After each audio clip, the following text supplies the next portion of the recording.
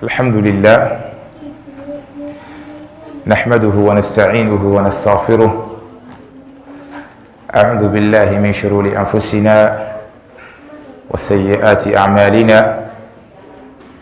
من يهده الله فلا مضل له ومن يضلله فلا هادي له. أشهد أن لا إله إلا الله وأشهد أن محمدا عبد الله ورسوله.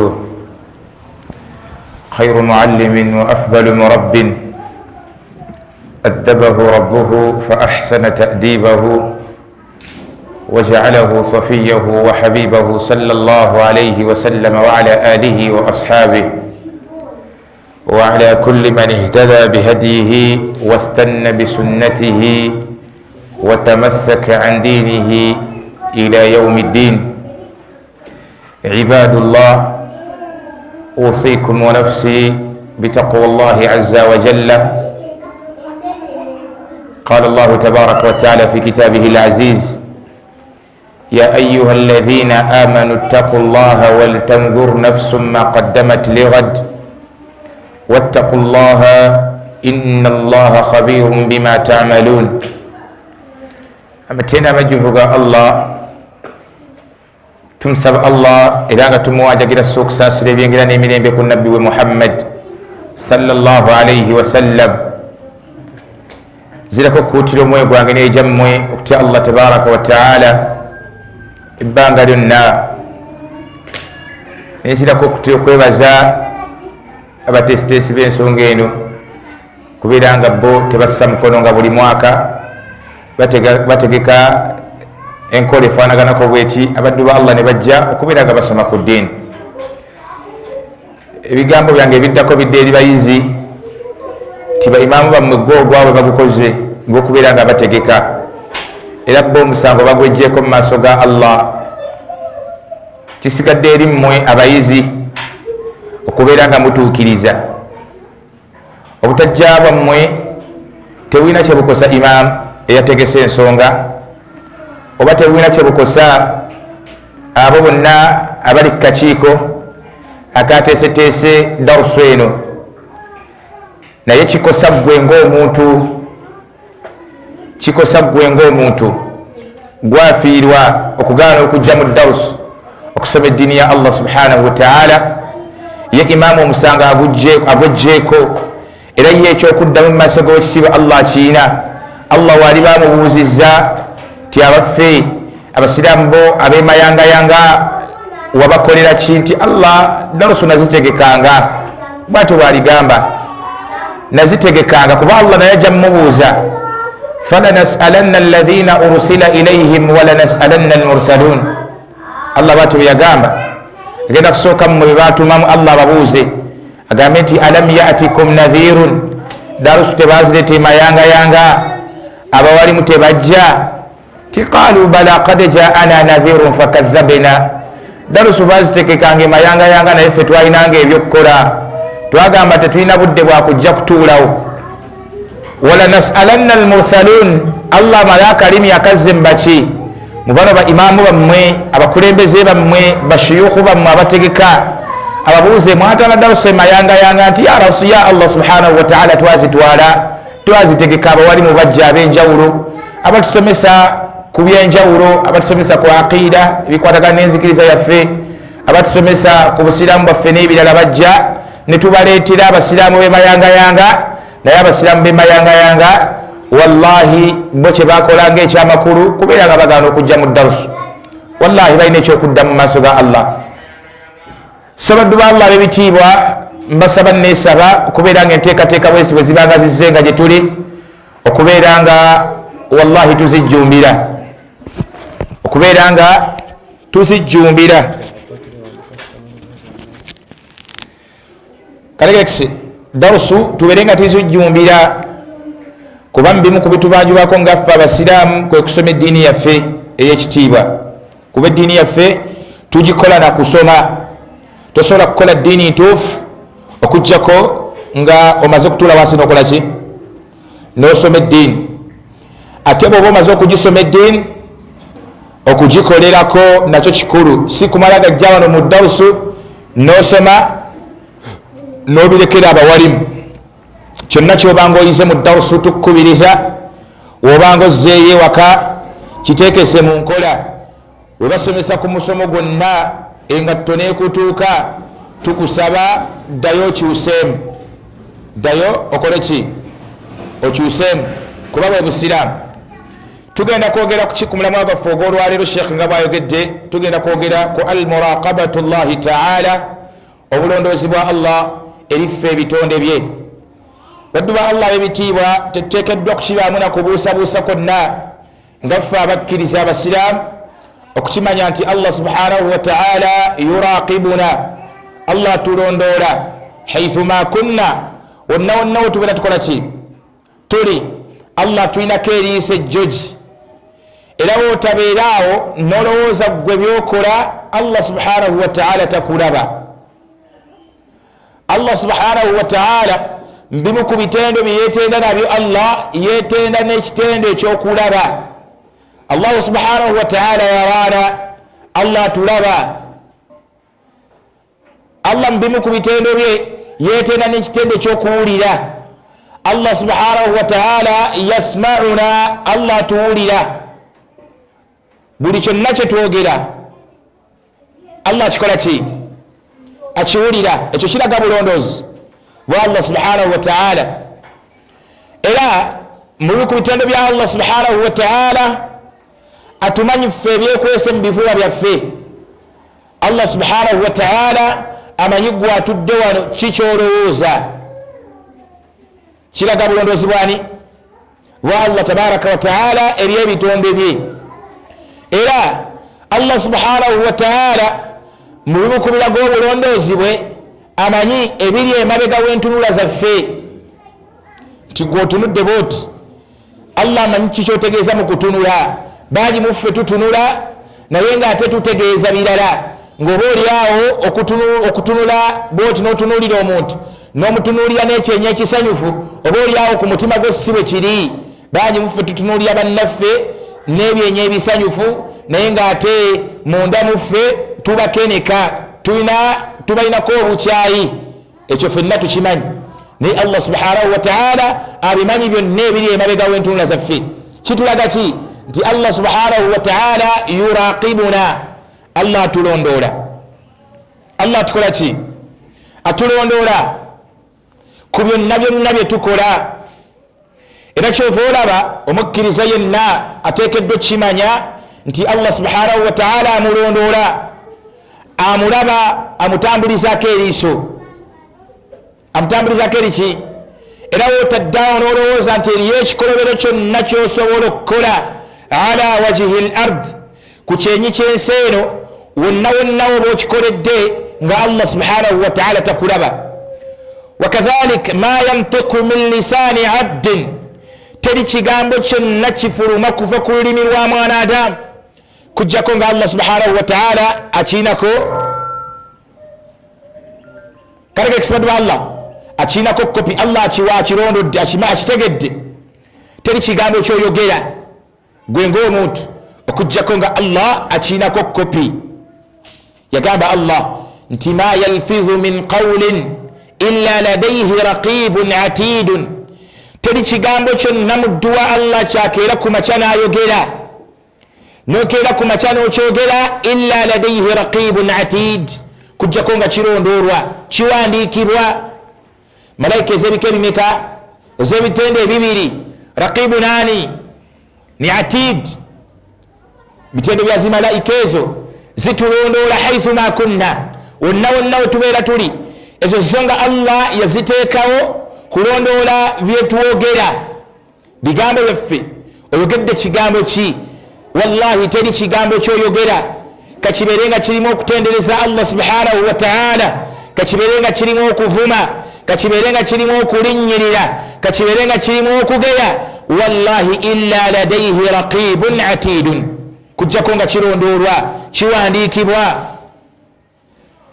Kikyo Allah kyagamba nti satuktabu shahadatuhum, byonna byonna bye mukola Allah agenda biwandiika, bigenda kuwandiikibwa byonna bye mujulidde ku byo mubaddewo nga bikolebwa bye mukoze mmwe kennyini nnyini nammwe nga mwaba byekoledde bye mwogedde nga mmwe yauma alqiyama Allah bibabuuzeeko kigambo kino wakyogera fulani abaffe wakyogerera ku mukutu ki wakyogerera mu mbeera ki wakyogera ng'otegeeza ki Allah subhanahu wa ta'ala agenda bikubuuzaako era wootabeeraawo n'olowooza nti gwe byoyogedde biwedde kizze mu wasaili al-i'lam ku mitimbagano nga bangi muffe twogera bingi ku mitimbagano okwo netteeka komenti ku vidiyo ezisinga naye netwerabira nti wallahi ziro birondoolwa tuyinza okulowooza byetwogedde ku mitimbagano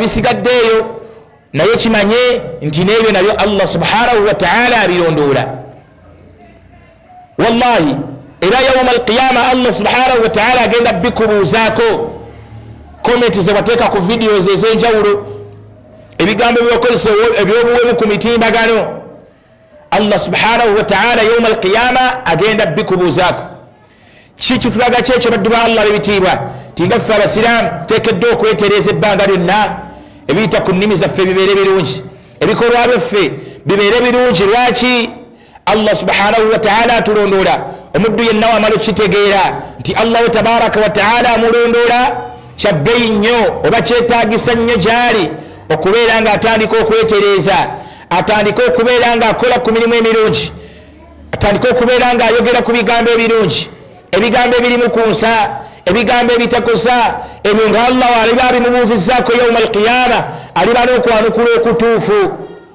n'okwanukula okutuufu ku byo n'ebyabuwemu bimeka bye waakayogera okuva ku makya nga gwe kuva ku makya obadde owemula kuno ku mayangayanga bakumanyi bagamba nti oyo era teeka bataalanga ne mutambala abaana bajati gundi ajja okubawemula wallahi nga bakumanyi nga bagamba oyo ye nga yasumuludde kwogera nga yasumuludde kuwemula Allah waliba akubuuziza ku bigambo byoyogera ebyo Allah olimuddamu ekimuddu wa Allah mpuliriza sobaddu wa Allah bebitiibwa Allah subhanahu wa ta'ala atulondoola gwe mulamu agaffe ogw'olwaleero era Allah subhanahu wa ta'ala yaraana haithu ma kunna atulaba wonna wonna we tubeera tuli teri kyonna kye tusobola kukola ffe kuno ku mwaliiro gwa nsi kabibe ebyo ebiri mu ggulu nga Allah subhanahu wa ta'ala tabimanyi inna allaha la yakhfa alayhi shay'un fil ardi wala fis samaa'i Allah subhanahu wa ta'ala teri kyonna kisobola kumwekweka teri kyonna kisobola kubula ku liiso lya Allah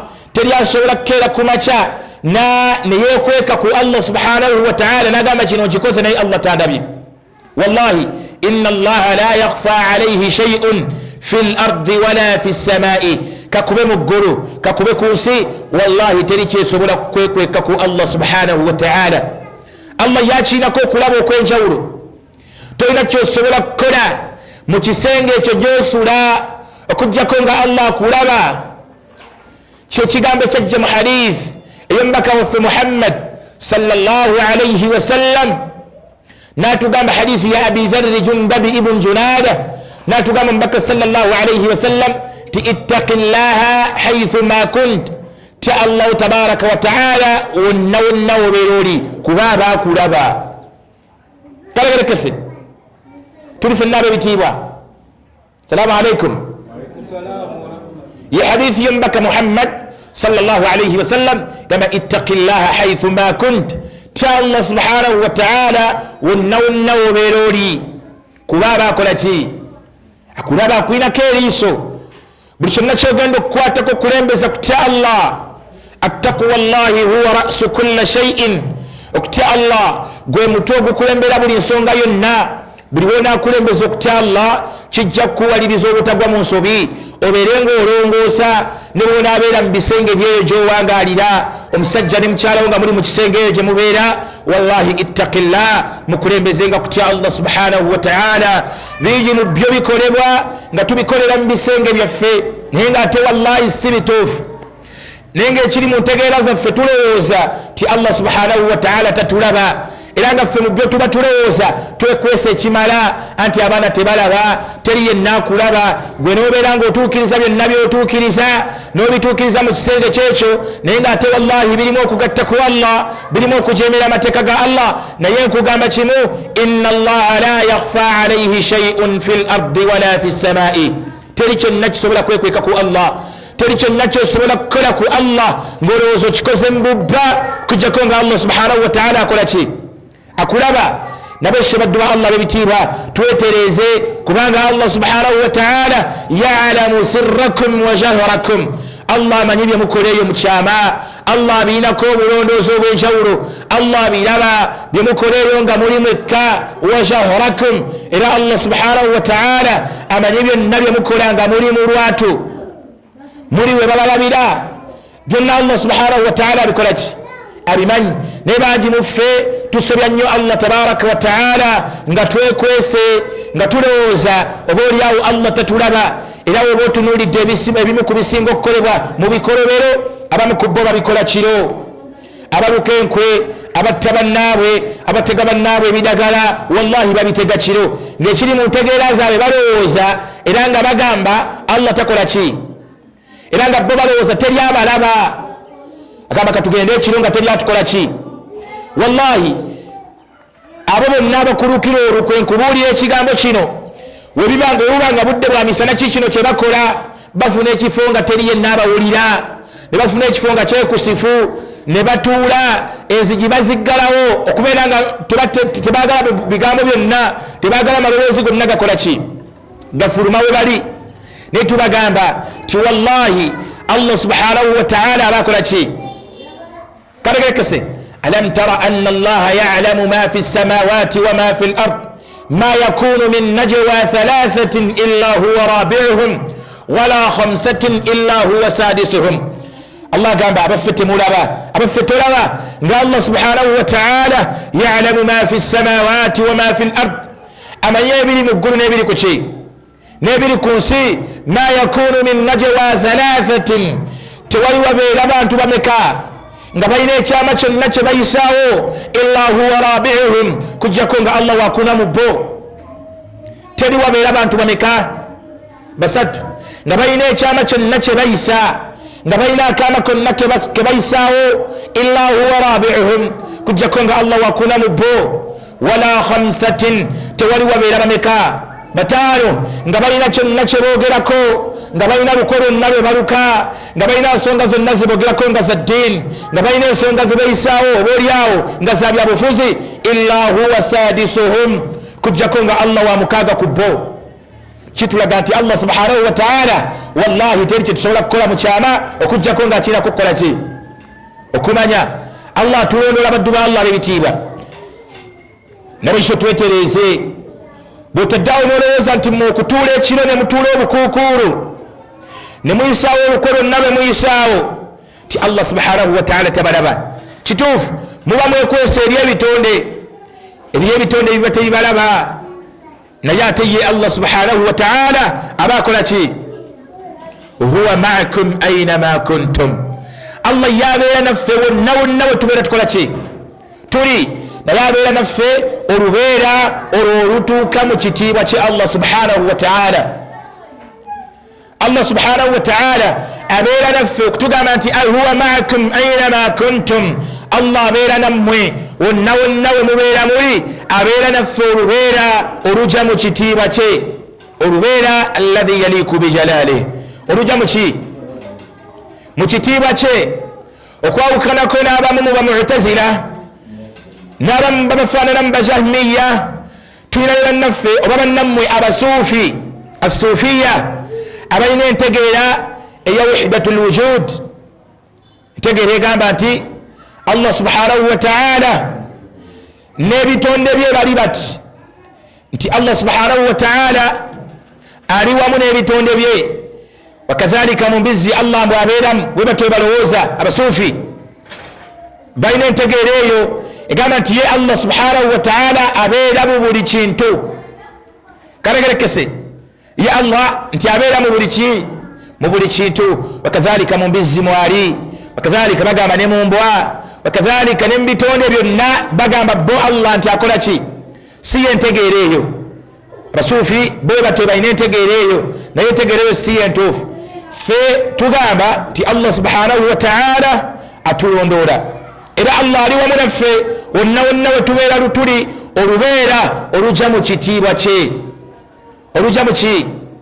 mukitiibwa kya Allah subhanahu wa ta'ala teteekeddwa kutandika kukibuusabuusa kuba buli bw'okibuusabuusa kikujja mu busiraamu gwe kikkirize nti Allah subhanahu wa ta'ala huwa ma'ak ali naawe ebbanga lyonna nga bwe yakyogera bwatyo Allah bwe yatugamba fe kyonna Allah kye yeeyogerako fe tugamba nti amanna bihi kullun min inda rabbina fe tukikkiriza kivudde eryani kasita Allah banga yagambye fe tukkiriza buki bukkiriza kati fe Allah tugambye huwa ma'akum aynama kuntum wonna wonna mubeera muli Allah tabaraka wa ta'ala alinaffe alinammwe Allah olubeera olujja mu kitiibwa kye okwawukanako n'entegera ey'abasuufi kwawukanako n'entegera ey'abaki ey'abasuufiya balina entegera eyo enkyafu entegera eyo enkyafu ng'ebyajjira mu bigambo by'abamu ku bawalimu baabo abanene abamu ku bawalimu baabo abanene ayitibwa Muhyiddin ibn Arabi omulala bamuyita ibn Sabain n'abalala mu bawalimu baabwe labbe balaga ti Allah subhanahu wa ta'ala ye buli wamu waali era Allah mu buli kitonde mwali Allah mwali mu buli kiki mu buli kitonde kaberekise naye fe tugamba nti nedda fe ahlu sunnati wal jamaa tugamba nti ekyo kiki ekyo nedda fe Allah subhanahu wa ta'ala ali wamu laffe olubeera olujja mu kitiibwa kye olubeera olujja mu kiki mu kitiibwa kye gamba otya nti Allah subhanahu wa ta'ala abeera mu mbizi olaba kijja mu kitiibwa kya Allah seeka kijja mu kitiibwa kya Allah nedda Allah subhanahu wa ta'ala abeera naffe atulondoola naye olulondoolo olwo olujja mu kiki olujja mu kitiibwa kya Allah tabaraka wa ta'ala kati wotabeerawo n'okukola kyonna kyokola nga gwolowooza weekwese oba nga gwolowooza gwomaze era okutegeera omuddu okukikakasa nti Allah subhanahu wa ta'ala amulondoola min sifaati almu'min kanyumero kakubiri okukikakasa nti Allah subhanahu wa ta'ala akulondoola kimu ku bitendo by'abakkiriza omukkiriza mu bimu ku bitendo byo bitokeddwa okubeera nabyo kwekakasa nti Allah subhanahu wa ta'ala akola ki akulaba Allah subhanahu wa ta'ala akulondoola kikuwa okutebenkera ne kikuwa okukkiririza mu ebyo byonna Allah subhanahu wa ta'ala byaba akugeredde nabyo naye ebimu ku bireetedde abasiraamu abasinga okubeera nga beesamba n'okutegeera obukulu bwa qadar bw'okugera kwa Allah kwe kuba nti ebbanga lyonna baayema okukikakasa nti Allah subhanahu wa ta'ala yuraqibuhum Allah bakola ki Allah abalondoola naye n'omuddu alina okutegeera okwo mu kifuba kye ng'ategeera nti Allah annondoola bw'anaafuna akabenje agenda kukikakasa nti wallahi kusalawo kwa Allah akabenje kano kukola ki okuntuukako lwaki Allah wallahi amulaba era kagenza okutuukako nga Allah akola ki yakimanya Allah subhanahu wa ta'ala olubereberye nga tonnatuuka mu bizibu ebyo byolimu tibijja kutuukako yakimanya Allah kwebwe obulondoozi bwa Allah subhanahu wa ta'ala fa subhanallah okulondoola kwa Allah okumanya kwagenda wala Allah subhanahu wa ta'ala yamanyira ebitannatutuukako naye nga byakukola ki byakututuukako Allah abimanyi bwe bulondoozi bwa Allah subhanahu wa ta'ala Allah amanyi n'ebigenda okututuukako amanyi kyogenda okuzzaako naye ate wallahi gwe tokimanyi amanyi Allah subhanahu wa ta'ala ogenda kufa ddiini naye gwe tokikola ki tokimanyi kati gwe amaze okukitegeera nti wallahi Allah akulondoola oteekeddwa okubeera nga weewaayo eri Allah n'otandika okutegeera byonna Allah byabasazewo eri obulamu bwo n'okakasa nti byebyo kusalawo kwa Allah bijje Allah gwatadde mu mbeera ey'obwavu kkiriza nti wallahi kusalawo kwa Allah era tolowooza nti Allah subhanahu wa ta'ala takimanyi Allah akimanyi amanyi obwavu n'okusinga gwe bw'obukola ki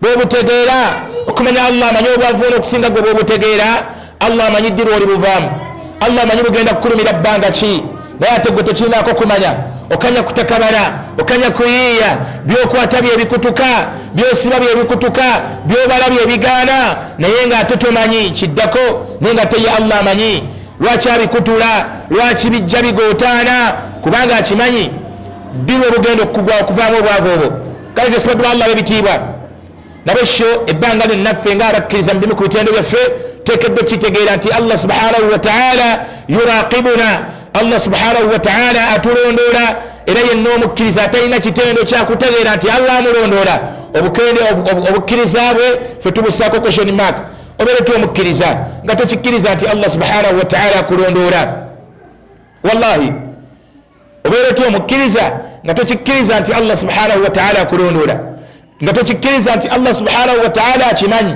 ti byoyitamu byonna bikunyigiriza. Abaffe bangi muffe tugenze ne tulowooza nti oba oli awo tutegera nnyo ebizibu faffe okusinga Allah.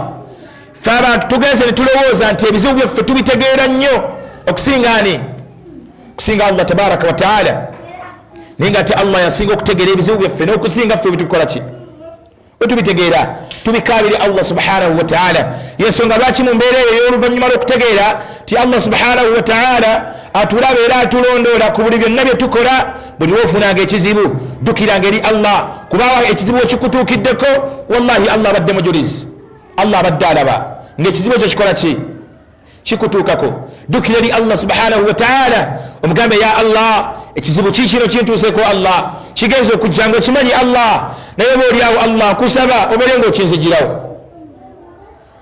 Kijja luvannyuma lwa ddi lwakutegeera ti wallahi Allah subhanahu wa ta'ala akola ki akulondoola, era Allah subhanahu wa ta'ala akulaba, era Allah subhanahu wa ta'ala akutegeera buli byonna byokola, ensinzaayo gy'osinzaamu Allah.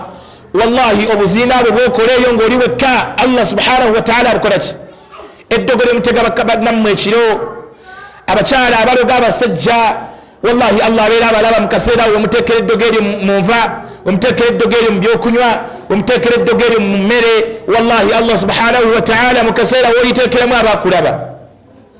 Musajja wabatakulaba, musajja watunakomawo n'abeera nga omuliisa ebifaanaganako bwe bityo, naye kimanye Allah subhanahu wa ta'ala anootinze era yawma alqiyama wallahi ogenda kubuuzibwa ku ekyo kyewakola. Ya'lamu sirrakum wa jahrakum, Allah amanyi bye mukola mukyama, Allah amanyi obuziina bwammwe bwe mukola wallahi mukyama. Allah subhanahu wa ta'ala mukusukka mu bulondoozi bwe Allah amanyi ffe bye tupangira bannaffe. Bangi muffe ng'enkweze tuluka tuzulukira mu bifuba byaffe, obeeraawo muno n'opanga olukwe, n'obeera munda muggwawo, n'obeera nga oteeseganya n'omwoyo gwo, n'obeera nga ogamba kati gundi oyo ngenda kukola bwenti ne bwenti wanaaba amaze okutuuka wano ngenda mukola kino ne bwe kiti, mbeere nga mujjawo. Niwe oba tolina gw'oyogedde naye olukwenga oluluse na mutima gwo, oluluse na mwoyo gwo, nga wallahi pulaani zonna bazikubidde mu kifuba kyo, Allah subhanahu wa ta'ala abimanyi. Allah yagamba nti ya'lamu kha'inata al-a'yun wama tukhfi as-sudur. Bwatu Allah bwe yagamba ya'lamu kha'inata al-a'yuni wama tukhfi as-sudur, Allah subhanahu wa ta'ala amanyi ebyekwesa emabega w'entunula zaffe, wama tukhfi as-sudur, n'ebyo ebintu ebikyamu obibi byonna bye tukwese mu bifuba byaffe Allah abimanyi. Baagi muffe nga tusekera bannaffe naye nga wallahi tetubagako basanyufu gye bali, nga tubalaga essanyu, nga tulaga tuli basanyufu gye bali, nga tubalaga tuli wamu nabo, tubalaga mikwano gyaffe, naye nga wallahi tetusanyukangako. Ya'lamu kha'inata al-a'yuni wama tukhfi as-sudur. Bangi muffe batujagulizaako nga tutuuse ku birungi, bangi mu bo batujagulizaako nga wallahi tutuuse ku biki ku birungi, naye nga bwe baddeeyo edduwa ze basaba nga basaba singa ebirungi byetufunye bituvaako. Ya'lamu kha'inata al-a'yuni wama tukhfi as-sudur.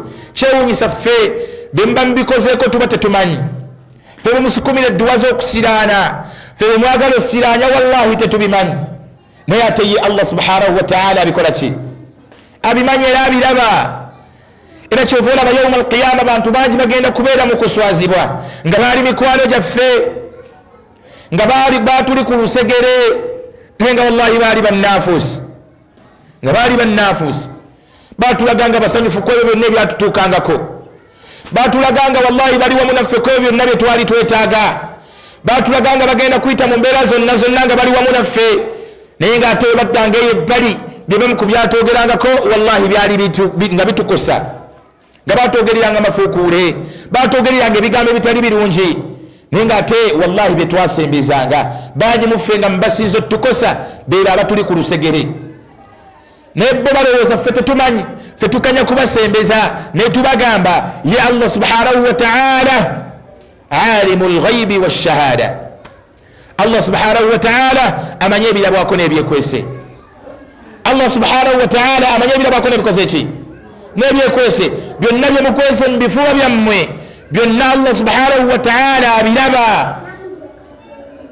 byonna bye mukwese byonna bye mukolereeyo nga tetubalaba mutudde kiro mu kiro mutandika okubeera nga mututeeseza okubanga mutussa ku ttaka mutusiraanya wallahi Allah subhanahu wa ta'ala abikola ki abiraba era abimanyi so baddu ba Allah bebitiibwa tukimanye ebbanga lyonna nti Allah subhanahu wa ta'ala atulondoola nti Allah subhanahu wa ta'ala atukola ki atulaba muzimuka hadith zitulina okujjamu ekyokuyiga ekyo nga kiraga obulondoozi bwaffe eri Allah subhanahu wa ta'ala ye hadith abasinga gye twakazako eya Jibril naye ka tugifunemu ekyokuyiga mu mbeera y'okulondoola kwa Allah subhanahu wa ta'ala n'obulondoozi bwe gye tuli omuddu wamala okitegeera ti wallahi Allah subhanahu wa ta'ala amulondoola kikkakatako okubeera nga ebbanga lyonna okola birungi byokka kubeera nga ebbanga lyonna obbinkira mu kusinza Allah subhanahu wa ta'ala kuba Allah subhanahu wa ta'ala mbyakyasinza okwagala ye muddu okubeera nga akola emirimu emiki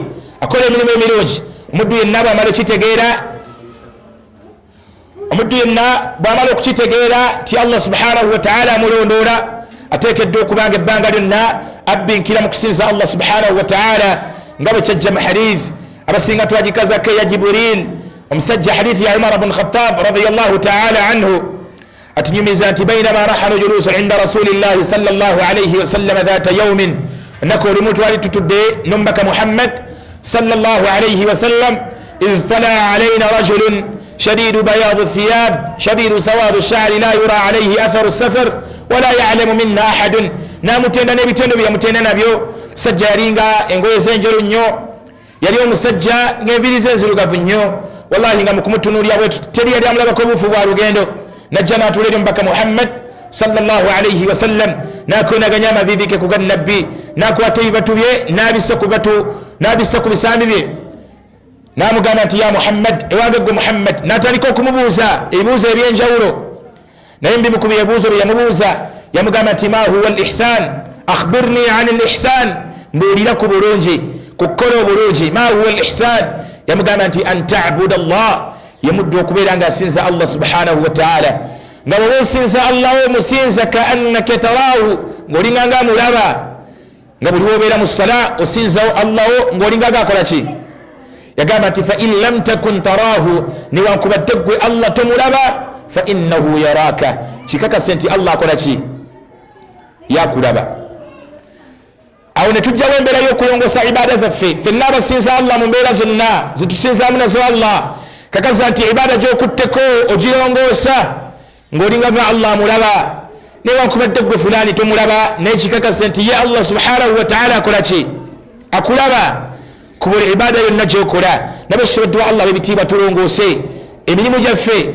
kuba Allah atulaba nga tugikola oyinza okuba gwe tolina busobozi bumulaba Allah naye tukugamba nti gwe Allah subhanahu wa ta'ala akola ki akulaba nabashalongoosa asaala essala tukugamba longoosa essalayo gisaale ng'okimanyi Allah subhanahu wa ta'ala nnyini kugamba kusaala akola ki akulaba kale kisabaddu wa Allah bebitiibwa agenda okusiiba omwezi gwa Ramadan tugamba siiba longoosa okusiibako ng'okimanyi nti Allah yakulagira okusiiba akola ki akulaba Allah subhanahu wa ta'ala gwe yenna akola ibaada yonna gy'okola abali mu ibaada ey'obufumbo wallahi longoosa obufumbo bwo ng'okimanyi nti Allah subhanahu wa ta'ala akola ki akulaba mu mulimu gwogwo an ta'buda allaha ka'annaka tarahu fa in lam takun tarahu fa innahu yaraka niwankubadde gwe Allah subhanahu wa ta'ala tomulaba naye kimanye nti gwe Allah subhanahu wa ta'ala akola ki akulaba Allah nabeshe muddu wa Allah mpuliriza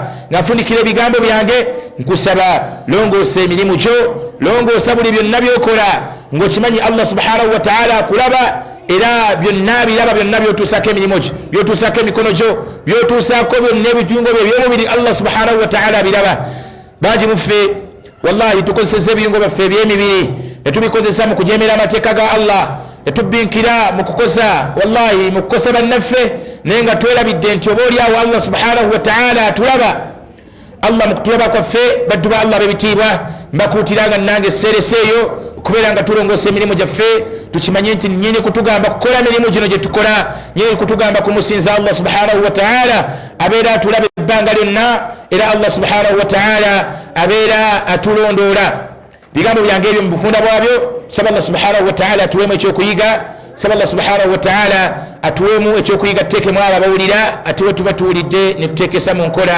Wa barakallahu fikum wa jazakumullahu khair. Nakyogamba bisalamu.